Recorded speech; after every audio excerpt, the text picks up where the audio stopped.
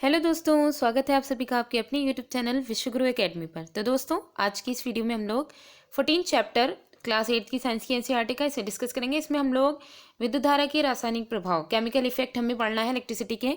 ठीक है।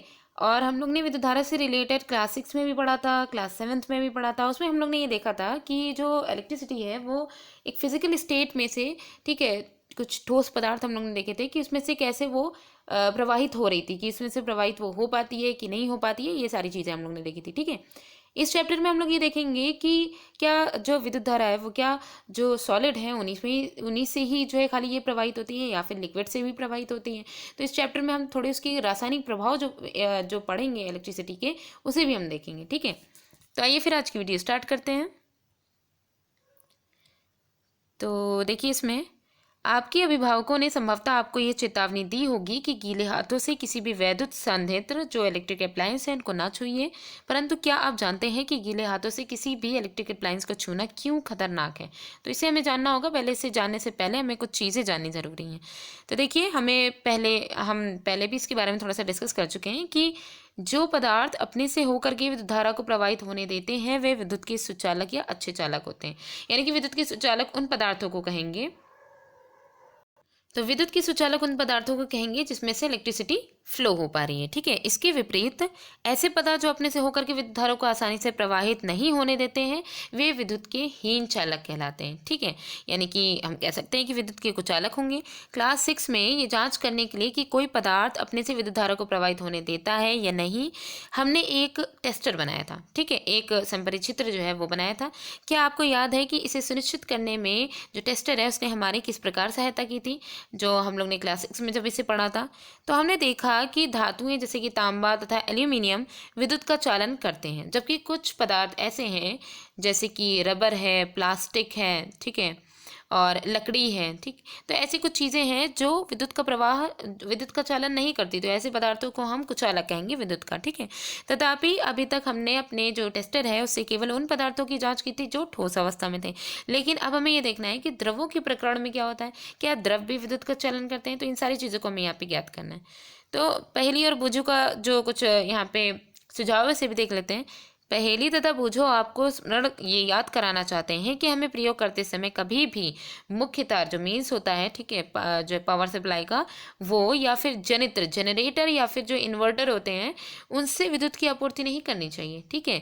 यहाँ सुझाए सभी क्रियाकलाप, मतलब अगर क्योंकि हम जो क्रियाकलाप करने चाह रहे हैं उसमें हमें खाली ये देखना है कि इलेक्ट्रिसिटी का कुछ ऐसे पदार्थ हैं उनमें से फ्लो हो पा रहा है कि नहीं हो पा रहा है। तो जाहिर सी बात है हमें इलेक्ट्रिसिटी को फ्लो कराना पड़ेगा। उसके लिए जो उसका जो सोर्स है वो या तो हम किसी बैटरी या सेल से लें, या फिर जैसे यहाँ पे बताया कि जो मेंस के जो तार हैं उससे या फिर इन्वर्टर वगैरह से आप उसको ना लें। ठीक है। उससे बचें। ठीक। तो ताकि किसी भी तरीके की दुर्घटना ना हो। और इस यहाँ पे जितने भी क्रियाकलाप करेंगे उसमें हम विद्युत सेल का उपयोग करेंगे। ठीक है। तो मेनली यहाँ पे इन लोग का बताने का यही जो है मकसद था कि आप विद्युत सेल का यूज़ करिए, बैटरी का यूज़ करिए, और ये सारे जो ऐसी चीज़ें हैं जो हमें नुकसान पहुंचा सकती हैं उनका यूज़ ना करिए। हमारी पहली हेडिंग है, क्या द्रव जो फ्लूइड है वो विद्युत चालन करते हैं? तो आइए देखते हैं। ये जांच करने के लिए कि द्रव अपने से होकर के विद्युत धारा को प्रवाहित होने देते हैं या नहीं, हम उसी जो टेस्टर है उसका ही यूज़ करेंगे। तो पहले हम यहाँ पे कुछ सॉलिड्स हैं, अभी लिक्विड तक पहुँचने से पहले जो सॉलिड्स हैं उनके बारे में हम देख लें कि किस तरीके से जो विद्युत है उसके लिए जो टेस्टर बनाया गया है वो सुचालक है और कुचालक है। ठीक है। तो देखिए, एक टेस्टर, एक पेचकस लिया है। ठीक। एक टेस्टर का पूरा एक सिस्टम बनाया गया। तो ये जो पेचकस है इसमें जब एक सेल ले लिया गया और एक बल्ब ले लिया गया, इसके दो बल्ब और सेल से आए हुए जो तार हैं उनके दोनों सिरों को जब पेचकस की जो धातु वाला हिस्सा है, तो पेचकस का जो धातु वाला हिस्सा है इसमें जब हमने इसको टच किया तो वो देखिए बल्ब दीप्त हो गया। ठीक है। तो हम ये कह सकते हैं कि ये वाला जो एरिया है वो सुचालक है। ठीक है। इसी तरीके से यही परिपथ है, और इसमें बस थोड़ी सी जगह चेंज हो गई है कि ये दोनों वायर जो है वो जो पेचकस का वो हिस्सा जो प्लास्टिक का बना हुआ है या फिर लकड़ी का भी बना हो सकता है, ठीक है, उससे जब ये टच है तो बल्ब दीप्त नहीं हो रहा है। तो हम ये कह सकते हैं ये क्या है, हीन चालक है या फिर कुचालक हैं। ठीक है। तो ये था एक जो है टेस्टर था जो कि ये चेक करने के लिए बनाया गया था कि इलेक्ट्रिसिटी का फ्लो हो रहा है कि नहीं हो रहा है, परिपथ कंप्लीट है कि नहीं है। तो तथापि अब हम सेल के स्थान पर, जो अभी हमने सेल यूज़ किया, तो हम बैटरी का उपयोग करेंगे, और टेस्टर का उपयोग करने से पहले हम ये भी परीक्षण करेंगे कि वह कार्य कर रहा है या नहीं कर रहा है। इसे भी जानना बहुत ज़रूरी है। तो आइए देखते हैं, टेस्टर के सिरों को क्षण भर के लिए एक दूसरे सिरे से स्पर्श कराइए, दूसरे सिरे से हम इसे स्पर्श कराएंगे। ठीक है, ऐसा करते ही जो टेस्टर है उसका परिपथ पूरा हो जाएगा। भाई जाहिर सी बात है, जो है वायर वगैरह आकर के टेस्टर के जो पेचकस बीच में लगा हुआ था ना, उससे जो है वो जैसे ही अटैच हुए, तो जब इलेक्ट्रिसिटी का प्रवाह कंप्लीट हुआ तो ये हुआ कि जो बल्ब है वो जल जाता है। ठीक है, तथापि यदि बल्ब दीप्त नहीं होता है तो इसका अर्थ ये है कि टेस्टर कार्य नहीं कर रहा है। अब यहाँ पे हमें ये देखना है कि क्या ये संभावित कारण हो सकता है कि टेस्टर के कार्य ना करने की वजह से ही ये सारी चीज़ें हुई, या फिर ऐसा भी तो हो सकता है कि तारों का जो संयोजन है वो शिथिल हो, ढीला हो कहीं पर, या फिर बल्ब फ्यूज़ हो गया हो, तो आपके सेल या फिर सेल जो यूज़ किया जा रहा है वो भी बेकार होगा। तो ऐसे भी जो रीजंस हैं ये भी हो सकते हैं। तो इसलिए जांच कीजिए कि सभी संयोजन, तो आपको एक एक करके सब चीज़ों को चेक करना है कि जितने भी संयोजन हैं वो सही कसे हैं या नहीं है। यदि संयोजन पहले से कसे हुए हैं तो बल्ब को बदलिए, भाई बल्ब अगर नहीं चल रहा है तो बल्ब को चेंज करिए। अब फिर जांच कीजिए कि जो टेस्टर है वो कार्य कर रहा है या नहीं, इस तरीके से फिर से चेक करिए। ठीक है, अब यदि ये कार्य नहीं कर रहा है तो जो सेल है उनको बदल दीजिए। ठीक है, तो ये सारी चीज़ें हम करके एक टेस्टर का जो परिपथ है वो उसे कंप्लीट कर सकते हैं। इस प्रकार जब टेस्टर भलीभांति कार्य करने लगे तो इसका उपयोग विभिन्न द्रवों का परीक्षण करने के लिए आप कर सकते हैं। फ्लूइड का आप एक्सपेरिमेंट इसके थ्रू कर सकते हैं। तो देखिए यहाँ चेतावनी दी गई, उसे हम देख लेते हैं। टेस्टर की जांच करते समय इसके तारों का जो स्वतंत्र सिरा है उसको केवल कुछ क्षणों के लिए आपस में स्पर्श कराएं, जो है अधिक स्पर्श ना कराएं। अगर ज़्यादा देर तक इसको स्पर्श रहने दिया तो बैटरी का जो सेल है या बैटरी के जो सेल है वो अत्यंत शीघ्रता से उसका जो भी इसमें जो सेल में पावर होती है वो बहुत जल्दी ख़त्म हो जाएगी। ठीक है, अब हमें यहाँ पे लिक्विड का यूज़ करना है। तो देखिए इसमें क्या करना है, बेकार फेंकी गई बॉटल या प्लास्टिक या रबर के कुछ ढक्कन, ठीक है, उसे एकत्र करके उन्हें साफ कर लीजिए। एक ढक्कन में एक चाय के चम्मच के बराबर नींबू का रस या फिर सिरका होने लिए, यहाँ ध्यान रखिएगा किसका यूज़ किया गया है, रस और सिरके का। ठीक है, अपने जो टेस्टर है उसको इस ढक्कन के समीप ला करके उसके सिरे को नींबू के रस में जो या फिर सिरका जो है उसमें डुबोइए। ठीक है, तो यहाँ पे हमें क्या करना है, स्वतंत्र सिरा डुबोना, पिक्चर में यहाँ पे देख सकते हैं। और ध्यान यहाँ पे क्या देना है कि ये दोनों जो सिरे हैं उनके बीच की जो डिस्टेंस होनी चाहिए वो 1 सेंटीमीटर से अधिक दूरी पर हो, लेकिन इसी के साथ साथ वे एक दूसरे को स्पर्श भी ना करें, मतलब इतनी डिस्टेंस पे भी हो, 1 सेंटीमीटर से अधिक डिस्टेंस पे भी हो, और ये भी ध्यान रखना है कि एक दूसरे को स्पर्श भी ना करें। तो क्या जो टेस्टर है उसका बल्ब जो है वो दीप्त हो रहा है, ऐसी सिचुएशन में रखने के बाद क्या उसका बल्ब दीप्त हो रहा है? क्या नींबू का रस या सिरका विद्युत का चालन करता है? नींबू के रस या सिरके को आप सुचालक या हीन चालक में किस वर्ग में रखेंगे? तो यहाँ पे आप सर्किट देख सकते हैं, ये सेल, ये बैटरी है। ठीक है, इसका एक वायर यहाँ पे आकर के पूरा टेस्टर का परिपथ है, ये बल्ब लगा हुआ, दूसरा यहाँ पे, दोनों के बीच में स्पेस करके इसको रखा गया है, ये नींबू का रस है। ठीक है, तो विद्युत चालन का हमें परीक्षण करना है, चाहे हम नींबू का रस लें चाहे सिरके का लें। जब टेस्टर के दोनों सिरों के बीच का जो द्रव है वो अपने से विद्युत धारा को प्रवाहित होने देता है तो टेस्टर का परिपथ पूरा हो जाता है। परिपथ में विद्युत धारा प्रवाहित होती है तथा बल्ब दीप्त हो जाता है। जब कोई द्रव विद्युत धारा को अपने से प्रवाहित होने नहीं देता है तो टेस्टर का परिपथ पूरा नहीं होता और बल्ब दीप्त नहीं होता है। ठीक है, तो यहाँ पे हम देख सकते हैं कि कुछ स्थितियों में द्रव के चालक होने पर भी संभव हो सकता है कि बल्ब दीप्त ना हो। ऐसा क्रियाकलाप में भी हो सकता है। इसका कारण क्या, मतलब कि कारण हो सकता है, जैसे ऊपर के जो क्रियाकलाप था उसमें हमने देखा था, तो इसका कारण क्या हो सकता है उसको हमें यहाँ पे मिल देखना है। ठीक है, क्योंकि कभी कभी क्या होता है कि जो द्रव है, ठीक है, वो नींबू और उन सब का मतलब कि द्रव चालक है, इलेक्ट्रिसिटी को पास आउट होने दे रहा है, लेकिन फिर भी जो है बल्ब दीप्त नहीं हो रहा है। तो ऐसा क्यों है, इसको हम जो एक्सपेरिमेंट है इसके थ्रू करेंगे। तो यहाँ पे हमें कुछ चीज़ें ध्यान रखनी है। तो क्या आपको याद है कि बल्ब से विद्युत धारा प्रवाहित होने पर वह दीप्त क्यों होता है? ठीक है, विद्युत धारा के ऊष्मीय प्रभाव के कारण बल्ब का तंतु उच्च ताप तक गर्म होकर के दीप्त होता है। ये तो हम जानते हैं कि जब इलेक्ट्रिसिटी बल्ब से होकर के जो है मतलब उसका प्रवाह होता है तो बल्ब का जो तंतु होता है, फिलामेंट, वो क्या होता है, उच्च ताप पर, ठीक है, ज़्यादा टेम्परेचर रहता है ना, तो उच्च ताप पर जैसे आता है तो वो गर्म होकर के दीप्त होने लगता है। तथापि यदि परिपथ में विद्युत धारा दुर्बल हो तो तंतु पर्याप्त गर्म न हो पाने के कारण दीप्त नहीं, मतलब कि प्रवाह हो रहा है इलेक्ट्रिसिटी का, लेकिन क्या है कि तंतु फिलामेंट जो एक उसकी कंडीशन आती है जब वो जो है दीप्त होने लगता है गर्म होने के बाद, तो वो गर्म ही नहीं हो पा रहा है तो दीप्त तो होएगा नहीं। ठीक है, तो ऐसी कंडीशन जब आती है तो प्रवाह हो रहा है लेकिन वो दीप्त नहीं हो रहा है, तो दीप्त नहीं हो रहा है तो बल्ब भी नहीं जलेगा। तो अब आप ये जानना चाहेंगे कि किसी परिपथ में विद्युत धारा दुर्बल कब होती है, तो ऐसी सिचुएशन में हम कह सकते हैं कि विद्युत धारा के दुर्बल होने की कंडीशन में ही ऐसी सिचुएशन आई है। यद्यपि कोई पदार्थ विद्युत का चालन कर सकता है परंतु ये संभव है कि वह धातु की भांति आसानी से विद्युत का चालन ना कर पाता। जिस तरीके से धातुएं विद्युत का चालन जितनी स्पीड से वो कर सकती हैं, वैसे कोई भी जो पदार्थ है, ठीक है, वो मतलब उसके अकॉर्डिंग वो उतना ना कर पाता हो, जिसके कारण जो है जो टेस्टर है उसका परिपथ तो पूरा हो जाता है, लेकिन फिर भी इससे प्रवाहित विद्युत धारा बल्ब को दीप्त करने के लिए दुर्बल हो सकती है। मतलब यहाँ पे हम ये कह सकते हैं कि जो टेस्टर है उसका परिपथ तो पूरा हो जाता है, लेकिन फिर भी इससे प्रवाहित होने वाली जो विद्युत धारा है वो बल्ब को दीप्त करने के लिए दुर्बल होती है। क्या हम कोई ऐसा अन्य टेस्टर बना सकते हैं जो दुर्बल धारा को भी संसूचित कर सके, मतलब उसे भी जो है मतलब कि पता चल सके कि इलेक्ट्रिसिटी का प्रवाह है, बस वो वोल्टेज कम है। ठीक है, क्या एक अन्य टेस्टर बनाने के लिए आप विद्युत धारा को किसी अन्य प्रभाव का उपयोग कर सकते हैं? मतलब टेस्टर अलग दूसरा बनाने के लिए हम विद्युत धारा जो है उसकी प्रवाह के कई तरीके होते हैं ना, तो उसको भी हम यूज़ कर सकते हैं। क्या आपको याद है कि विद्युत धारा का जो चुंबकीय प्रभाव है वो विद्युत धारा के द्वारा चुंबकीय प्रभाव भी उत्पन्न होता है, तो इसे हमें ध्यान रखना है। जब किसी तार में विद्युत धारा प्रवाहित होती है तो उसके पास रखी चुंबकीय सुई जो है उस पर क्या प्रभाव पड़ता है? विद्युत धारा के बहुत दुर्बल होने पर भी चुंबकीय सुई में विक्षेप देखा जा सकता है। तो मेनली क्या है, चुंबकीय सुई जो है वो डिफ्लेक्ट हो जाती है, इसमें विक्षेपित हो जाती है। क्या हम विद्युत धारा के चुंबकीय प्रभाव का उपयोग करके कोई टेस्टर बना सकते हैं? तो इसे हमें नीचे जो क्रियाकलाप है उसके द्वारा हमें करना है। तो हमें पहले ये चीज़ देख लेनी है कि देखिए जो टेस्टर है उसमें विद्युत बल्ब के स्थान पर एलईडी लगा होता है। टेस्टर में क्या लगा होता है? विद्युत बल्ब की जगह पे एलईडी लगा होता है, प्रकाश उत्सर्जक डायोड।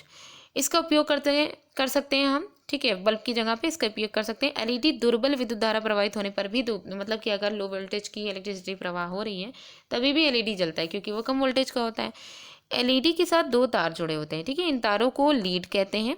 और एक तार, आप यहाँ पे देखिएगा कि नीचे एलईडी कुछ दिखाई गई है, इनमें दो तार होते हैं जिनको लीड्स कहते हैं। एक तार दूसरे की अपेक्षा थोड़ा सा लंबा होता है।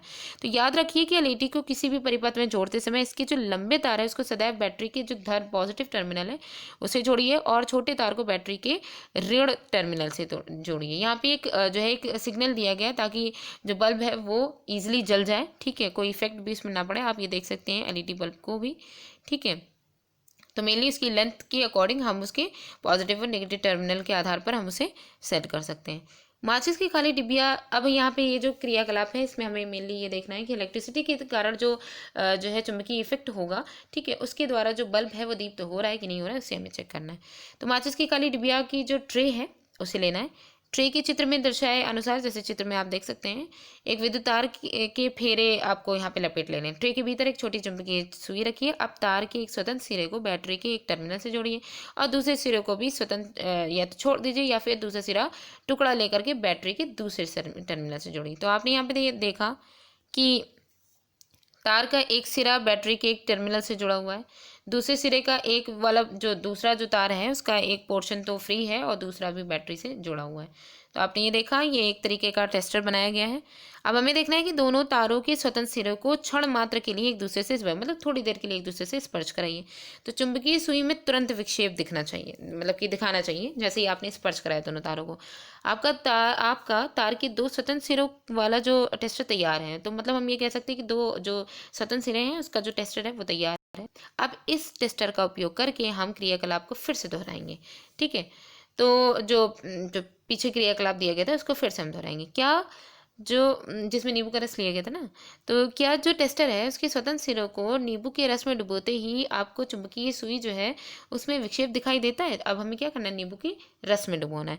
तो उसमें आपको जो है जो विक्षेप है वो आपको दिखाई दे रहा है कि नहीं, और फिर उसके बाद नींबू के रस को से फिर उसको बाहर निकालेंगे और उसे पानी में डुबो करके धो करके ताकि नींबू का रस हट जाए, फिर उसे पोंछ करके सुखा लेंगे। अब इस क्रियाकलाप को हमें अन्य द्रवों जैसे कि टोटी का पानी, वनस्पति तेल, दूध, शहद आदि के साथ दोहराएंगे। प्रत्येक द्रव का परीक्षण करने के पश्चात जो टेस्टर है उसके सिरे को जल से धो करके पोंछ कर सुखाना आवश्यक है। ठीक है, प्रत्येक स्थिति में देखी गई चुंबकीय सुई में विक्षेप जो दर्शा रही है या फिर नहीं दर्शा रही है उसे हमें देखना है। ठीक है, उसे देखने के बाद ही हमें पता चल जाएगा कि क्या है, और इसके बाद फिर उसको देखने के बाद ये जो सारणी है इसे कंप्लीट करना है। तो इसे जो है इसका जो काम है वो आपको पूरा करना है। इसमें देखिए क्या क्या है, पदार्थ दिए गए हैं और ये सुचालक है। जैसे कि हमने नींबू का रस यूज़ किया था, उसकी जगह सिरका भी लिया था, दोनों का एक ही जैसी प्रॉपर्टीज होती हैं। ठीक है, तो इसमें चुंबकीय सुई में विक्षेपित हुआ, सिरका होगा तो उसमें भी हो जाएगा। ये एक अच्छा चालक है क्योंकि विक्षेपण हो रहा है। ठीक है, तो ये भी सिरका भी एक अच्छा होगा। अब यहाँ पे जैसे टोटी का पानी है, वनस्पति तेल है, दूध है, शहद है, तो इन सारी चीज़ों को जैसे हम एक्सपेरिमेंट करेंगे ये सारी चीज़ें क्लियर हो जाएंगी। इसमें से कुछ पदार्थ हैं अभी आगे हम जैसे पढ़ते जाएंगे वो भी क्लियर होते जाएंगे। तो हमने देखा कि कुछ द्रव विद्युत के सुचालक हैं तथा कुछ हीन चालक हैं। तो ऐसा हमने देखा द्रवों में भी, ठीक है, जिस तरीके से ठोसों में होता है। जब टेस्टर के स्वतंत्र सिरे एक दूसरे को नहीं छूते हैं, संभव है कि उनके बीच में वायु हो। पहेली को ज्ञात है कि वायु विद्युत की हीन चालक है, ठीक है, उसे पहले से ये बात पता है। परंतु उसने ये भी पढ़ा है कि तड़ित के समय जब बिजली कड़कती है तो उस समय वायु में ही तो विद्युत धारा प्रवाहित होती है। वही बिजली के कड़कने से भी तो विद्युत धारा निकलती है। तो वह ये जानना चाहती है कि क्या हर हर अवस्था में वायु विद्युत की हीन चालक होती है। तो इसे प्रेरित होकर के बूझो भी ये जानना चाहता है कि क्या हीन चालकों की श्रेणी में रखे अन्य पदार्थ भी विशेष परिस्थितियों में अपने में से विद्युत को प्रवाहित होने देते हैं। मतलब स्पेशल कुछ ऐसी कंडीशंस आ जाएं कि वो अपने से प्रवाहित होने देते हैं कि नहीं।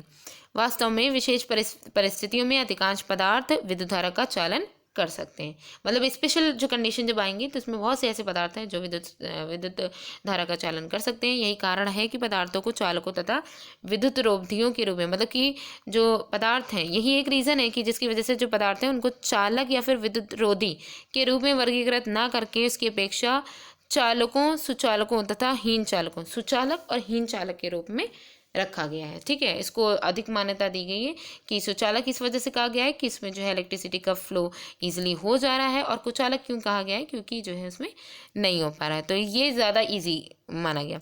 हमने टोटी के पानी द्वारा विद्युत चालन का परीक्षण किया। आइए अब आसुत जल द्वारा विद्युत चालन का परीक्षण करें। देखिए, इसमें जो आसुत जल का जैसे एक्सपेरिमेंट करेंगे तो जो बात हम अभी कहेंगे वो भी एकदम अच्छे से क्लियर हो जाएगी, क्योंकि हम जानते हैं कि जब इलेक्ट्रिसिटी का फ्लो होता है तो उसका फ्लो का मेन रीज़न ही होता है फ्री इलेक्ट्रॉन। ठीक है, तो जो फ्री इलेक्ट्रॉन या फ्री आयंस जो उपस्थित होते हैं पदार्थों में, तो उन्हीं के ही फ्लो के कारण ही इलेक्ट्रिसिटी का फ्लो जो है वो काफ़ी स्पीड में हो सकता है। ठीक है, मेन उसका ट्रांसफर इसी के कारण ही होता है। तो देखिए क्या होता है कि जो मेटल्स होती हैं, धातुएं होती हैं, उनमें जो है आयंस बहुत ज़्यादा उसमें उपस्थित होते हैं, फ्री आयंस बहुत होते हैं। ठीक है, फ्री इलेक्ट्रॉन्स उसमें उपस्थित होते हैं, इस वजह से इलेक्ट्रिसिटी का फ्लो उसमें बहुत ईजिली हो जाता है। ठीक है, और जैसे कि जो जल हैं, और फिर हमने ये देखा कि जैसे सॉल्ट होते हैं, सॉल्ट अक्सर करके इसमें बहुत इंपॉर्टेंट रोल प्ले करते हैं। और हम ये जानते हैं कि जो हमारा जो साधारण जो टैप में से आने वाला जो पानी है, उसमें कहीं ना कहीं से उसमें जो है खनिज लवण जो होते हैं, सॉल्ट्स जो होते हैं, उसमें उपस्थित होते हैं। तो सॉल्ट जो होते हैं वो तो जाहिर सी बात है वो विद्युत के चालक तो होते ही हैं। तो आइए अब ये जो एक्सपेरिमेंट है, इससे जो भी कन्फ्यूज़न है वो और क्लियर हो जाएगी। एक स्वच्छ तथा सूखी प्लास्टिक या फिर रबड़ के ढक्कन में लगभग 2 चाय की चम्मच के बराबर आसुत जल भरिए। ठीक, आप आसुत जल को अपने विद्यालय की प्रयोगशाला से भी प्राप्त कर सकते हैं, किसी दवाई की दुकान या डॉक्टर या नर्स से भी आसुत जल प्राप्त कर सकते हैं। तो हमें मेनली डिस्टिल वाटर मिल गया। उसके बाद टेस्टर का उपयोग करके परीक्षण कीजिए कि आसुत जल विद्युत चालन करता है। अब हमें आसुत जल में हमें चेक करना है टेस्टर का यूज़ करके कि वो विद्युत का चालन कर रहा है कि नहीं कर रहा है। क्या आप पाते हैं कि आसुत जल विद्युत चालन करता है। अब एक चुटकी साधारण, मतलब ये चेक करना है, उसके बाद फिर उसमें एक चुटकी साधारण नमक डालना है। अब सॉल्ट डाल देंगे। तो उसके लिए आसुत जल में घोलिए, फिर परीक्षण कीजिए कि इस बार आपको क्या निष्कर्ष मिलता है। पहले डिस्टिल वाटर का करिए, उसके बाद सॉल्ट घोलने के बाद। तो देखिए, जब हम आसुत जल में नमक घोलते हैं तो हमें सॉल्यूशन अब कैसा मिलेगा। अब हमें आसुत जल थोड़ी ना मिलेगा, अब हमें वो नमक का घोल मिलेगा। यह विद्युत का अच्छा चालक होता है। ये जो घोल होता है नमक का, ये विद्युत का अच्छा चालक होता है। तो नमक वाला तो क्लियर हो गया यहाँ पे। अब है जो जल हमें नलों, हैंड पंपों, कुओं, तालों आदि से प्राप्त होता है वह शुद्ध नहीं होता है। शुद्ध का मतलब ये है कि इसमें किसी भी तरीके की कोई ना सॉल्ट हो, ना ही कोई लवण हो, कुछ भी ना हो, तो वो शुद्ध नहीं होता है। इसमें अनेक जो लवण हैं वो घुले रहते हैं, अनेक सॉल्ट इसमें घुले रहते हैं। खनिज लवणों की थोड़ी सी मात्रा इसमें प्राकृतिक रूप से विद्यमान रहती है, इसलिए ये जल विद्युत का सुचालक होता है। ठीक है, तो हम ये कह सकते हैं कि जो किसी भी तरीके से तालाब का या टैप से निकलने वाला या कुएं से निकलने वाला जो पानी होता है वो विद्युत का अच्छा चालक होता है। इसके विपरीत जो आसुत जल होता है वो लवण से मुक्त, क्योंकि इसमें मेनली सॉल्ट निकाल दिया जाता है ना डिस्टिल वाटर से, तो के कारण ही जो है वो हीन चालक कहलाता है। ठीक, तो एक बात तो यहाँ पे क्लियर हो गई कि जो आयन या फिर जो सॉल्ट्स होते हैं उनकी उपस्थिति भी जो विद्युत धारा के प्रवाह में सहायक होती हैं। अब यहाँ पे है कि पहेली क्या कह रही है कि जल में थोड़ी मात्रा में प्राकृतिक रूप से विद्यमान खनिज लवण मानव स्वास्थ्य के लिए लाभदायक होते हैं, परंतु ये लवण जल को चालक बना देते हैं। इसलिए हमें वैद्युत जो इलेक्ट्रिक अप्लायंस होते हैं उनका उपयोग कभी भी गीले हाथों से अथवा गीले फर्श पर खड़े होकर के नहीं करना चाहिए। तो जो बात ऊपर कही गई थी वो अब इनको भी क्लियर हो गई है, हम सबको भी क्लियर हो गई कि रीज़न क्या है कि हमें जो इलेक्ट्रिक अप्लायंस वगैरह है उनको गीले हाथों से नहीं छूना चाहिए। तो वो चीज़ हमें पता चल गई। हमने देखा कि जब साधारण लवण जो है सॉल्ट है, नॉर्मल सॉल्ट, उसको जब आसुत जल डिस्टिल वाटर में घोला जाता है तो यह उसे अच्छा चालक बना देता है। तो वे कौन अन्य पदार्थ हैं जो डिस्टिल वाटर में घुलने पर इसे चालक बना देते हैं? मतलब कि अब यहाँ पे सॉल्ट का हमने देखा तो वो चालक बन गया। इसके अलावा कौन से और ऐसे हैं जो है इसको सॉल्ट में बदल देते हैं? कुछ चेतावनी दी गई है कि अगले क्रियाकलाप में केवल जो अध्यापक या अपने घर के जो बड़े हैं उनकी उपस्थिति में करें, देख रेख में करें, क्योंकि इसमें हम एसिड का यूज़ करेंगे। ठीक, तो देखिए इसमें हमें क्या करना है। बोतलों की प्लास्टिक या रबर के 3 स्वच्छ ढक्कन लीजिए। प्रत्येक में लगभग 2-2 चाय के चम्मच के बराबर आसुत जल भर लीजिए, डिस्टिल वाटर। एक ढक्कन के आसुत जल में कुछ बूंदे नींबू के रस की या फिर तनु हाइड्रोक्लोरिक एसिड की, डाइल्यूट हाइड्रोक्लोरिक एसिड की मिलाइए। अब दूसरे ढक्कन के आसुत जल में कास्टिक सोडा या फिर पोटेशियम आयोडाइड जैसे क्षारक की कुछ बूंदे मिलाइए। तीसरे ढक्कन के आसुत जल में थोड़ी सी चीनी डाल करके घोल लीजिए। परीक्षण कीजिए इन विलयनों में से कौन सा विलयन विद्युत का चालन करता है और कौन सा नहीं। आपको क्या परिमाण मिलेंगे, मतलब कि ये एक्सपेरिमेंट करने के बाद हमें ये चेक करना है कि कौन सा जो है इलेक्ट्रिसिटी का फ्लो कर रहा है और कौन सा नहीं कर रहा है।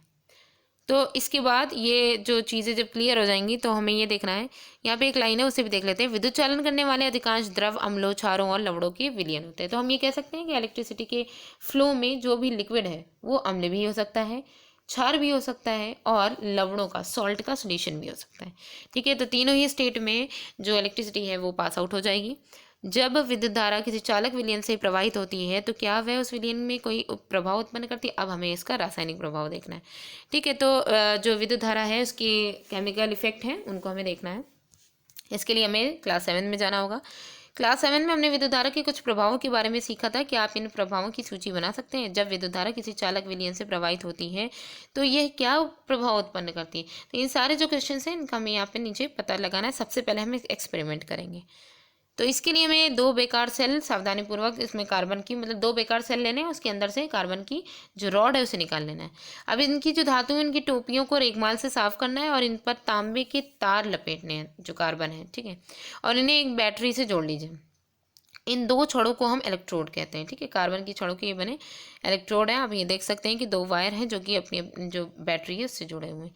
तो ये दोनों जो इलेक्ट्रोड हैं वो किसमें, एक बर्तन में डूबे हुए हैं जिसमें जल रखा हुआ है, कार्बन की ये छड़ है, धातु की टोपी है। ठीक, तो हमें यहाँ पे देखना है कि जल में विद्युत का प्रवाह हो रहा है, कैसे हो रहा है, तो उसको जो है उसको यहाँ पे क्लियर करना है। ठीक है, तो देखिए उसकी जगह पे हमें क्या करना है कि जो है आप 6 सेंटीमीटर लंबी लोहे की कीलें, मतलब कहने का है ये जो कार्बन की जो रॉड निकाली है हमने सेलों से, इसकी जगह हम 6 सेंटीमीटर की लंबी कील भी ले सकते हैं। किसी कांच के गिलास या प्लास्टिक के कटोरे में एक प्याला जल भरिए। जल को और अधिक चालक बनाने के लिए इसमें एक थोड़ा सा चम्मच की जल जो है वो और भी ज़्यादा चालक बन जाए तो इसमें थोड़ा सा चम्मच भर करके नमक, साधारण नमक या नींबू के रस की कुछ बूंदें मिलाइए। अब इस जो विलयन है उसमें इलेक्ट्रोडों को डुबाइए। ये जो दोनों इलेक्ट्रोड हैं इनको डुबो दीजिए। ये सुनिश्चित कीजिए कि कार्बन की छड़ों की धातुओं की जो टोपी है वो जल से बाहर रहे। मतलब मेनली हमें ये देखना है कि कार्बन की जो छड़ें हमने ली हैं उसकी जो टोपियाँ हैं, ठीक है, धातु की, वो बाहर रहें। 3-4 मिनट तक प्रतीक्षा कीजिए। इलेक्ट्रोडों को ध्यानपूर्वक देखिए। क्या आप इलेक्ट्रोडों के समीप किसी गैस के बुलबुले देख पाते हैं? क्या हम विलयन में हो रहे परिवर्तनों को रासायनिक परिवर्तन कह सकते हैं? तो कक्षा 7 में पढ़ी गई रासायनिक परिवर्तन की परिभाषा का स्मरण कीजिए। कक्षा 7 में अगर आपने जो है परिभाषा पढ़ी है, ठीक है, उसको याद करिए। अब ये जो वाला जो पोर्शन है ये बहुत ही ज़्यादा इंपॉर्टेंट है, क्योंकि अक्सर करके जो एग्जाम्स में बहुत ज़्यादा मोस्ट इंपॉर्टेंट पूछा जाता है वो ये है कि सन 1800 में एक ब्रिटिश रसायनज्ञ विलियम निकलसन ने 1753 टू 1815 ने यह दर्शाया कि यदि इलेक्ट्रोड जल में डूबे हों तथा उनके द्वारा विलयन से विद्युत धारा प्रवाहित की जाए तो ऑक्सीजन तथा हाइड्रोजन के बुलबुले उत्पन्न होंगे। तो इन्होंने जो एक्सपेरिमेंट किया, किसने किया है? विलियम निकलसन ने। तो उन्होंने यही बताया कि जब इलेक्ट्रिसिटी जो है किसी भी विद्युत धारा का प्रवाह जब किसी विलयन से होता है तो जब हो जाए तो उसमें ऑक्सीजन हाइड्रोजन के बुलबुले उत्पन्न होने लगते हैं। ऑक्सीजन के बुलबुले बैटरी के धन टर्मिनल, जो पॉजिटिव टर्मिनल है उसकी तरफ, ठीक है, से जुड़े इलेक्ट्रोड पर तथा हाइड्रोजन के बुलबुले दूसरे इलेक्ट्रोड पर। मतलब हम यहाँ कह सकते हैं कि जो ऑक्सीजन के बुलबुले हैं वो बैटरी के जो धन टर्मिनल है उससे जुड़े जो इलेक्ट्रोड है उस पर, और हाइड्रोजन के बुलबुले दूसरे इलेक्ट्रोड पर बनते हैं। ठीक, तो इसके लिए हमें आगे देखते हैं। किसी चालक विलयन से विद्युत धारा प्रवाहित होने पर रासायनिक अभिक्रियाएं होती हैं। जब चालक विलयन से विद्युत धारा जो है प्रवाहित होती है तो रासायनिक अभिक्रियाएं होती हैं। इसके फलस्वरूप इलेक्ट्रोडों पर गैस के बुलबुले बन सकते हैं। इलेक्ट्रोडों पर विद्युत के निक्षेप देखे जा सकते हैं। ठीक है, मतलब कि इलेक्ट्रोड जो है इनमें धातु के निक्षेप हो सकता है, कभी कभी ऐसा नहीं होता है कि धातु जो है वो निक्षेप, उसका जो तलछट जो है वो उसमें वो देखी जाती है। विलयनों के रंग में परिवर्तन भी हो सकता है, कभी कभी रासायनिक इफेक्ट का ये भी इफेक्ट पड़ता है कि विलयन जो है सोल्यूशन है उसका रंग भी चेंज हो जाए।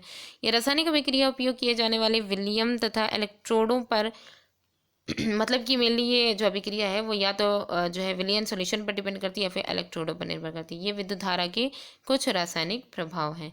ठीक है, तो ये हो गया रासायनिक प्रभाव के बारे में।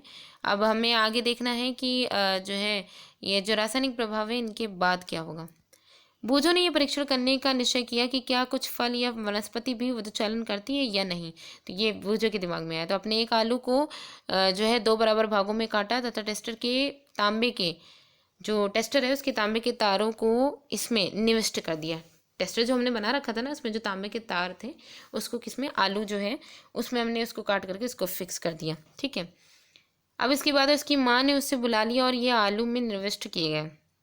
फिर जो टेस्टर है उसके तारों को बाहर निकालना, मतलब कि उन्होंने क्या किया कि तार डाल तो दिए, फिर मम्मी ने बुला लिया तो उसके बाद तार निकालना भूल गया। लगभग आधे घंटे के पश्चात जब वह वापस आया तो उसने देखा कि आलू में एक तार से चारों ओर नीला हरा धब्बा बन गया है। एक तार है जिससे चारों ओर नीला हरा धब्बा बन गया है, जबकि दूसरे तार के चारों ओर ऐसा कोई धब्बा नहीं है। एक में ऐसा हो गया, दूसरे में ऐसा कुछ भी नहीं है। तो यहाँ पे आप एक्सपेरिमेंट देख सकते हैं। ठीक है, तो इसमें मेनली आलू की चालकता का परीक्षण हमें करना था कि उसे इस परीक्षण पर बड़ा आश्चर्य हुआ कि उसने पहेली के साथ इस क्रियाकलाप को कई बार दोहराया। जब उन लोग ने ये एक्सपेरिमेंट किया तो काफ़ी हैरत हुई। तो फिर से इस एक्सपेरिमेंट को कई बार किया गया। उन्होंने पाया कि हर बार जो धन टर्मिनल है उससे संयोजित जो तार है उसके चारों ओर नीला हरा धब्बा बन जाता है। उन्होंने अनुभव किया कि ये खोज अत्यंत लाभप्रद है, क्योंकि इसका उपयोग किसी बॉक्स में छुपी बैटरी या फिर सेल के धन टर्मिनल की पहचान करने के लिए जा सकता है। उन्होंने अपनी इस खोज को बच्चों की एक पत्रिका जो है उसमें छुपाने का निश्चय किया। ठीक, तो याद रखिए कि बूझो ने इस परीक्षण से प्रारंभ किया था कि आलू विद्युत चालन करता है। मेनली ये जो इन्होंने एक्सपेरिमेंट किया आलू वाला, उससे उनको एक बात तो क्लियर हो गई कि जो आलू जो है वो विद्युत का चालन करता है, वो अपने से अंदर से इलेक्ट्रिसिटी का फ्लो करवाता है। मतलब करता है या नहीं करता है, इस बात का क्लैरिफिकेशन हो गया। तो उसने ये पाया कि विद्युत धारा आलू में एक रासायनिक प्रभाव उत्पन्न करती है जब विद्युत धारा उसमें प्रवाहित होती है, और उसके लिए ये अत्यंत उत्तेजक भी खोज थी, ये काफ़ी एक्साइटिंग खोज थी। वास्तव में विज्ञान में कभी कभी ऐसे भी होता है कि आप खोज किसी चीज़ को रहे हों और आपको कुछ अन्य खोज कर लेते हैं। ठीक है, अनेक महत्वपूर्ण खोजें इसी प्रकार ही हुई हैं। अब जो इस चैप्टर की सबसे इम्पोर्टेंट पोर्शन है वो है विद्युत लेपन। ठीक है, तो यहाँ पे जो मेनली जो इलेक्ट्रोप्लेटिंग है, ठीक है, तो उसे हमें देखना है, इलेक्ट्रोप्लेटिंग को। तो आइए एक एक करके देखते हैं। याद रखिए कि बिल्कुल नई साइकिल का हैंडल तथा पट्टियों के रिम कितने चमकदार होते हैं, तथापि यदि दुर्घटनावश इसमें खरोंच पड़ जाए तो चमकदार परत उतर जाती है और इसके नीचे की सतह इसकी चमकदार नहीं होती है। तो मेनली यहाँ पे मतलब कि यहाँ पे जो साइकिल या हैंडल वगैरह जो है उनका आप सबने भी ये देखा होगा कि कभी कभी कहीं चोट लग गई या कहीं गिर गए, ठीक है, तो अक्सर करके क्या होता है कि हैंडल वगैरह में खरोंचें आ जाती हैं। तो आपने देखा होगा कि ऊपर की जो सिल्वर पोर्शन है वो एक कवरिंग के लिए लगाया गया है। ठीक है, जैसे ही वो हटता है तो तुरंत ही उसके अंदर का जो मेन लोहा होता है वो दिखने लग जाता है काला काला।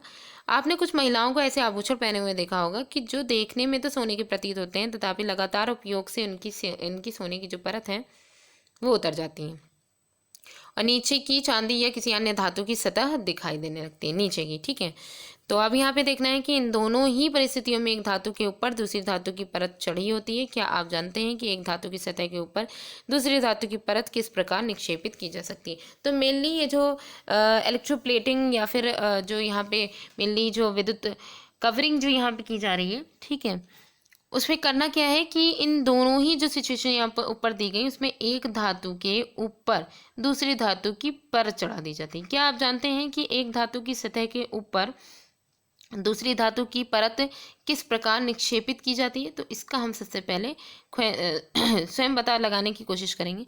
तो क्रियाकलाप में हमें देखना है। इस क्रियाकलाप के लिए हमें कॉपर सल्फेट तथा लगभग 10 सेंटीमीटर इंटू 4 सेंटीमीटर साइज की तांबे की 2 प्लेट चाहिए। उसके लिए किसी स्वच्छ तथा सूखे बीकर में 250 ml आसुत जल लीजिए। ठीक है, इसमें चाय की 2 चम्मच भरकर कॉपर सल्फेट घोलिए। चाय की चम्मच से 2 चम्मच भर करके कॉपर सल्फेट को घोल लीजिए। अधिक चालक बनाने के लिए कॉपर सल्फेट विलयन में कुछ बूंदें तनु सल्फ्यूरिक अम्ल की डालिए डाइल्यूट। कि जो प्लेटों को रिगमाल से साफ़ कीजिए, इन्हें पानी में धोकर सुखा लीजिए। तो जो ये प्लेटें हैं उनको रिगमाल से साफ़ कीजिए, उसके बाद उन्हें पानी से में धो करके सुखा लीजिए। तांबे की प्लेटों को एक बैटरी के टर्मिनल से संयोजित कीजिए और उन्हें कॉपर सल्फेट की विलयन में डुबो दीजिए। तो मेनली यहाँ पे ये एक काम दिया गया है, ठीक है। तो अब इसके बाद हमें क्या करना है, तो यहाँ पे देखिए एक जो है क्रियाकलाप दिखाया गया है। ये किसका है, ये विद्युत लेपन का जो है मतलब दर्शाता है कि वो उसका सरल परिपथ दर्शाता है, ठीक है। तो आप ये देख सकते हैं कि ऊपर जो है यहाँ बैटरी है, उसका एक टर्मिनल इधर आया है, दूसरा टर्मिनल इधर आया है। तांबे की ये दोनों ही प्लेट्स हैं, ठीक है, तांबे की दोनों ही प्लेट्स हैं और ये कॉपर सल्फेट जो है सोल्यूशन जो है वो यहाँ पे नीचे भरा हुआ है। तो इसके लिए हमें करना क्या है, परिपथ में लगभग 15 मिनट तक विद्युत धारा प्रवाहित होने दीजिए, ठीक है, 15 मिनट तक के। अब विलयन में इलेक्ट्रोडों को हटाइए तथा उन्हें ध्यानपूर्वक देखिए, क्या उनमें से किसी एक में कुछ अंतर पाते हैं। क्या आप इस पर कोई परत चढ़ती देखते हैं, इस परत का रंग कैसा होता है। तो जो कवरिंग होती चली जा रही है ना, उसका रंग कैसा होता है, चढ़ते हुए देखा है कि नहीं देखा है। बैटरी के उस टर्मिनल को नोट कीजिए जिससे ये इलेक्ट्रोड संयोजित होते हैं। यहाँ पे हमें मेनली उस टर्मिनल को नोट डाउन करना है जिससे ये जो इलेक्ट्रोड हैं वो कैसे हो जाएंगे, वो संयोजित हो जाएंगे, ठीक है। तो यहाँ पे देखिए पहले का क्वेश्चन है कि विद्युत लेपन की क्रियाकलाप को करने के पश्चात पहेली ने इलेक्ट्रोडों को आपस में बदलकर क्रियाकलाप को दोहराया, ठीक है। तो मेनली ये विद्युत लेपन जब हुआ, उसकी क्रियाकलाप को करने के बाद पहेली ने इलेक्ट्रोड जो थे उनको आपस में बदल दिया, फिर क्रियाकलाप वही जो है दोहराया। तो आपके विचार में इस बार वह क्या प्रेक्षण करेगी, ठीक है। तो आइए देखते हैं एक एक करके। जब कॉपर सल्फेट विलयन में विद्युत धारा प्रवाहित की जाती है तो कॉपर सल्फेट कॉपर तथा सल्फेट में वियोजित हो जाता है। स्वतंत्र कॉपर बैटरी के ऋण टर्मिनल से संयोजित इलेक्ट्रोड की ओर आकर्षित होता है तथा उस पर निक्षेपित हो जाता है। तो मेनली ये जो फ्री जो कार्बन है वो क्या होगा, बैटरी के ऋण टर्मिनल से संयोजित जो इलेक्ट्रोड हैं उनकी ओर आकर्षित होता है, ठीक है, तथा उस पर निक्षेपित हो जाता है, जमा हो जाता है। लेकिन विलयन से कॉपर की क्षय की पूर्ति कैसी होगी। अब यहाँ पे जाहिर सी बात है सोल्यूशन में कॉपर की मात्रा ज़्यादा थी, अब वो तो उसमें कवरिंग में आ गया, उसके जो है विद्युत लेपन में आ गया, ठीक है। तो अब यहाँ पे विलयन से कॉपर की क्षय की कॉपर जो है उसका क्षय नुकसान कितना हुआ, उसकी पूर्ति कैसे होती है उसे देखना है। दूसरे इलेक्ट्रोड से जो तांबे की प्लेट से बना है समान मात्रा का विलयन में घुल जाता है। मेनली में यहाँ क्या करना है, दूसरा जो इलेक्ट्रोड है जो कि तांबे की प्लेट से बना हुआ है उसकी समान मात्रा का कॉपर प्लेट में घुल जाता है। इस प्रकार विलयन से जो कॉपर कम हुआ है वह विलयन में पुनः स्थापित हो जाता है। मतलब यहाँ पे हम कह सकते हैं कि इसी प्रकार विलयन में जो कॉपर कम हुआ है वह विलयन में पुनः स्थापित हो जाता है और ये प्रतिक्रिया चलती रहती है। तो ये हो गया, अब आगे देखते हैं।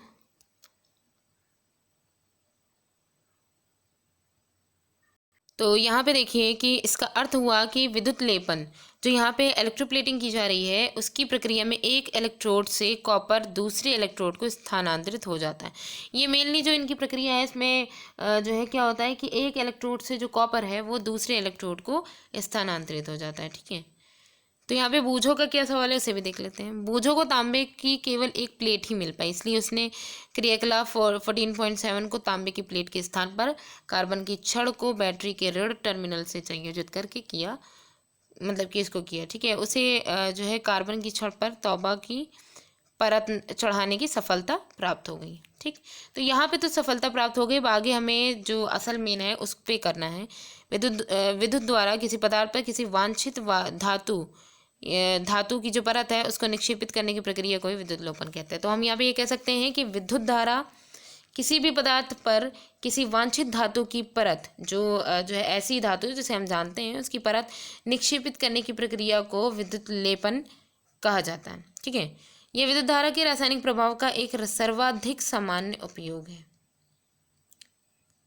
नेक्स्ट है, विद्युत लेपन अत्यंत उपयोगी प्रक्रम है। उद्योगों में धातु की जो है वस्तुओं पर किसी दूसरी धातु की पतली परत विलेपित करने के लिए इसका व्यापक रूप से उपयोग किया जाता है, ठीक है। तो मेनली क्या है कि वस्तुओं पर बस इसका लेपन करना है कि धातु जो है वो धातु की पतली परत विलोपित करके उसको घोल करके इसका व्यापक रूप में उपयोग किया जाता है। विलेपित किए जाने वाली धातुओं की परत में कुछ ऐसे वांछित गुण होते हैं जो उस समय की धातु में नहीं होते। मतलब कहने का है कि जब हम इसको जो है कोटिंग कर रहे थे, विलेपित कर रहे थे, तो ऐसी सिचुएशन धातु की परत में कुछ ऐसे वांछित गुण आ जाते हैं जो उस वस्तु की धातु में नहीं होते जिस पर निक्षेपण किया जा रहा है। ठीक है, तो एग्जाम्पल इसका देख लेते हैं कि अनेक वस्तुओं जैसे कार के कुछ भाग, स्नानगृह की टूटी, गैस बर्नर, साइकिल तथा हैंडल पहियों के रिम इत्यादि पर क्रोमियम का लेपन किया जाता है। ये यहाँ पे ध्यान रखिए, एग्जाम्पल दिया गया है कि अनेक वस्तु जैसे कार के कुछ भाग हैं, स्नानगृह की जो टोटी है, गैस बर्नर है, ठीक है, साइकिल हैंडल है, पहियों की रिम है, तो इन सब पर कोटिंग होती है किसकी? क्रोमियम धातु की का लेपन किया जाता है। क्रोमियम चमकदार दिखाई देता है, यह संचारित नहीं होता है। ठीक है, और यह खरोचों का प्रतिरोध जो है करता है। जैसे कोई स्क्रैच वगैरह अगर पड़ गए तो ये जो क्रोमियम है वो उसका प्रतिरोध करेगा। और साथ ही तथापि क्रोमियम महंगा है तथा किसी पूरी वस्तु को क्रोमियम से बनाना आर्थिक दृष्टि से व्यवहारिक नहीं होता है, क्योंकि क्रोमियम जो होता है वो ईजिली, मतलब वो इतना महंगा होता है, ईजिली प्रोवाइड नहीं हो पाएगा, इसलिए वस्तु को इसलिए आर्थिक दृष्टि से व्यवहारिक नहीं होता है। ठीक है, तो यही रीज़न है कि आर्थिक दृष्टि से वो आगे जो है उसको करने में उनको दिक्कत आएगी, इसलिए वस्तु को किसी सस्ती धातु से बनाया जाता है और इस पर केवल क्रोमियम की परत ही निक्षेपित कर दी जाती है। मतलब हमें क्या करना है कि आर्थिक दृष्टि से इसका जो है यूज़ नहीं करना है, इसलिए वस्तु को किसी सस्ती धातु से पहले बनाया जाए और इस पर केवल क्रोमियम की परत ही निक्षेपित कर दी जाए। तो यहाँ पे मिली ये देखना है कि आभूषण बनाने वाले सस्ती धातुओं पर चांदी तथा सोने का विद्युत लेपन करते हैं। ठीक है, आभूषण जो बनाते हैं वो जो धातुओं पर चांदी या सोने का विद्युत लेपन करते हैं, ये आभूषण दिखने में तो चांदी या सोना होते हैं, लेकिन रियलिटी जो होती है इसमें जो मैटर होता है वो जो है इतना नहीं होता है। ठीक है, तो ये देखते हैं इसमें क्या है। कुछ विद्युत लेपित वस्तुएं यहाँ पे दिखाई गई हैं। ठीक है, जिसमें जो है इलेक्ट्रोप्लेटिंग, कुछ पदार्थ से कवरिंग जो चीज़ें हैं उनको यहाँ पे दिखाया गया है। बहुत सस्ती ये होते हैं। खाद्य पदार्थों के भंडारण के लिए उपयोग किए जाने वाले टिन के डिब्बों में लोहे के ऊपर टिन का विद्युत लेपन किया जाता है। मतलब कहने का है कि जो लोहा है इसके ऊपर किसका? टिन का। और अक्सर करके जो हम लोग भंडार गृह में जो स्टील के जो डिब्बे देखते हैं तो उसमें हमने देखा है कि उसकी जो शाइन है वो बनी रहती है, तो यानी कि लोहे के ऊपर जो टिन का विद्युत लेपन है वो किया गया है। ठीक है, तो टिन लोहे से कम क्रियाशील होता है, इस प्रकार खाद्य पदार्थ लोहे के संपर्क में नहीं आते हैं और ख़राब होने से बच जाते हैं। ठीक है, यही एक रीज़न है कि भाई जाहिर सी बात है खाद्य पदार्थ लोहे के संपर्क में नहीं आ रहे हैं। ठीक है, तो अब उसके बाद जो है नहीं आ रहे हैं तो वही चीज़ हमें यहाँ पे देखनी है कि जो है टिन लोहे से कम क्रियाशील होता है, इस प्रकार खाद्य पदार्थ लोहे के संपर्क में नहीं आते और ख़राब होने से बच जाते हैं। अब इसका जो ज़रूरी पॉइंट है वो यहाँ पे देख लीजिए। पुलों तथा स्वचालित वाहनों को प्रबल बनाने के लिए लोहे का उपयोग किया जाता है। पुलों और स्वचालित वाहन है वो स्वचालित वाहन वगैरह जो है वो एकदम मजबूती इनकी बनी रहे। ठीक है, कि किसी तरीके की कोई दुर्घटना ना हो। तो ऐसे के लिए घर की अब यहाँ पे बात की जा रही है, तो लोहे में संचारित होने तथा जंग लगने की प्रवृत्ति होती है। तो जो लोहा होता है उसमें जंग लगने की प्रवृत्ति होती है, अतः इसे संचारण तथा जंग लगने से बचाने के लिए लोहे पर जिंक की परत निक्षेपित कर दी जाती है। यही रीज़न है कि जो है अगर जो भी पदार्थ जो कि लोहे का बना हुआ है उसे निक्षेपित करना है। ठीक है, और जो है मतलब कि इसका यूज़ करना है और यहाँ पे देखना है कि उसमें जंग लगने से उसको बचाने के लिए लोहे पर जिंक की परत हमको लगा देनी है, उसकी कोटिंग कर देनी है, निक्षेपित कर दी जाती है। तो यहाँ पे जो एक पॉइंट है, काफ़ी अच्छा पॉइंट है, इसे अच्छे से देख लीजिए। विद्युत लेपन कारखानों में उपयोग किए जा चुके विलयनों का निपटारा किया जाना भी मुख्य समस्या है। अब जाहिर सी बात है ये जो है विद्युत लेपन जो कोटिंग की जा रही है ना, ये जब की जाती है तो जो विलयन जो द्रव है उनका यूज़ किया जाता है, तो वो जो वेस्ट के फॉर्म में जो बच जा रहा है या वेस्ट के फॉर्म में बह के निकल रहा है, इसका निपटारा किया जाना अति आवश्यक है। ये एक मुख्य समस्या बन गई है। ये एक प्रदूषणकारी अपशिष्ट है तथा प्रदूषण फैलाने वाला ये एक अपशिष्ट है तथा पर्यावरण संरक्षण के लिए इस प्रकार के प्रदूषकों के निपटारे के लिए विशेष दिशा निर्देश दिए गए हैं। तो मेनली यहाँ पे यही कहा गया है कि पर्यावरण संरक्षण के लिए इस प्रकार के प्रदूषकों का निपटारा किया जाएगा। ठीक है, तो ये चीज़ था कि उसके लिए हमें इसके दिशा निर्देश करने होंगे और जितने भी हैं डायरेक्शन उनको देखना होगा। ठीक है, तो ये हो गया। अब आज की चैप्टर जो है वो यहीं पे ही एंड होता है। इसके जो ज़रूरी क्वेश्चंस हैं उन्हें डिस्कस कर लेते हैं। तो यहाँ पे देखिए पहला क्वेश्चन है, रिक्त स्थानों की पूर्ति कीजिए। इसमें है विद्युत चालन करने वाले अधिकांश द्रव कौन कौन से हो सकते हैं? तो वो एसिड हो सकता है, अम्ल हो सकता है, ठीक है, क्षार हो सकता है और लवण हो सकता है, सॉल्ट हो सकता है, ठीक है। तो ये तीनों ही हो सकते हैं। किसी विलयन से विद्युत धारा प्रवाहित होने पर प्रभाव उत्पन्न होता है। तो जब विद्युत धारा किसी विलयन से जो है प्रवाहित हो रही है तो कौन सा प्रभाव उत्पन्न होगा? तो वहाँ पे रासायनिक प्रभाव, ठीक है। कैसा प्रभाव उत्पन्न होगा? रासायनिक प्रभाव। फिर है, यदि कॉपर सल्फेट विलयन से विद्युत धारा प्रवाहित की जाए तो कॉपर बैटरी के, तो कॉपर सल्फेट विलयन से ये करना है ना, तो जो कॉपर है वो बैटरी के जो निगेटिव टर्मिनल है उससे संयोजित प्लेट पर निक्षेपित हो जाता है। ये यहाँ पे ध्यान रखना है। अब नेक्स्ट पॉइंट देख लेते हैं। इसमें है विद्युत धारा द्वारा किसी पदार्थ पर वांछित धातु की परत निक्षेपित करने की जो प्रक्रिया है वो क्या कहलाती है? तो उसे अभी हम लोग ने डिस्कस किया था, उसको हम विद्युत लेपन कहते हैं।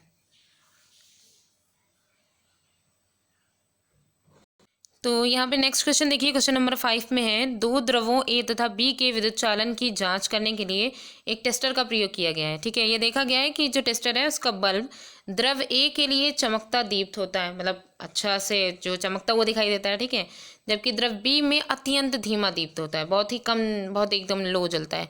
आप निष्कर्ष निकाल सकते हैं क्या हो सकता है इसमें? द्रव ए द्रव बी से अच्छा चालक है, द्रव बी द्रव ए से अच्छा चालक है, दोनों द्रवों की चालकता समान है, द्रवों की चालकता के गुणों की तुलना इस प्रकार नहीं की जा सकती है। तो देखिए इसमें मेनली पहला वाला जो है वो सही होगा, क्योंकि द्रव ए जो है वो द्रव बी से अच्छा चालक है, अच्छा चालक है, तभी वो इसमें इलेक्ट्रिसिटी ज़्यादा अच्छे से जो है फ्लो हो रही है, तभी वो दीप्त हो रहा है, ठीक है।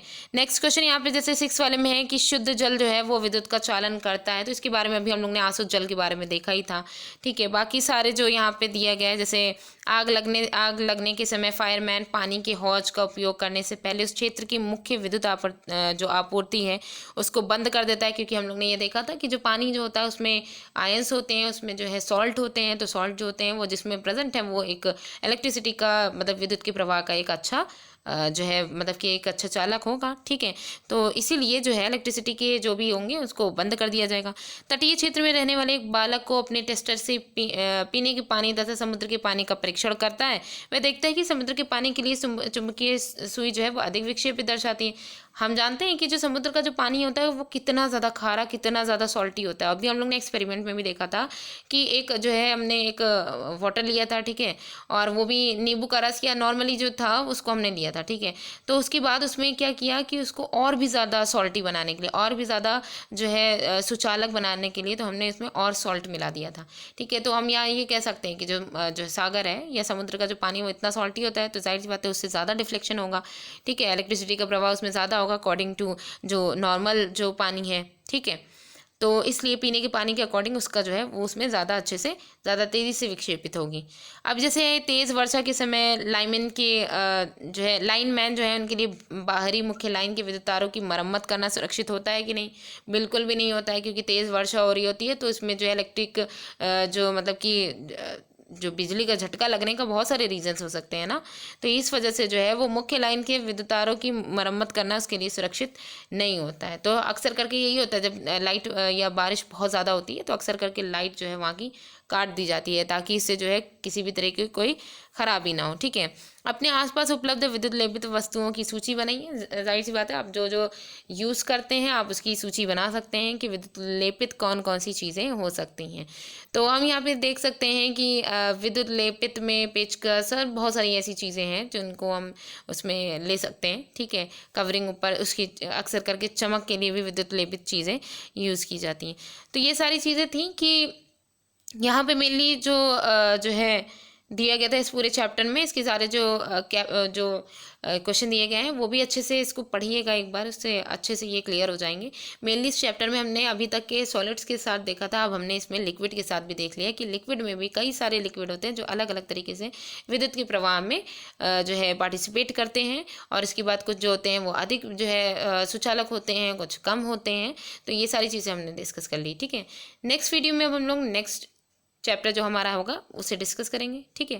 Thanks for watching.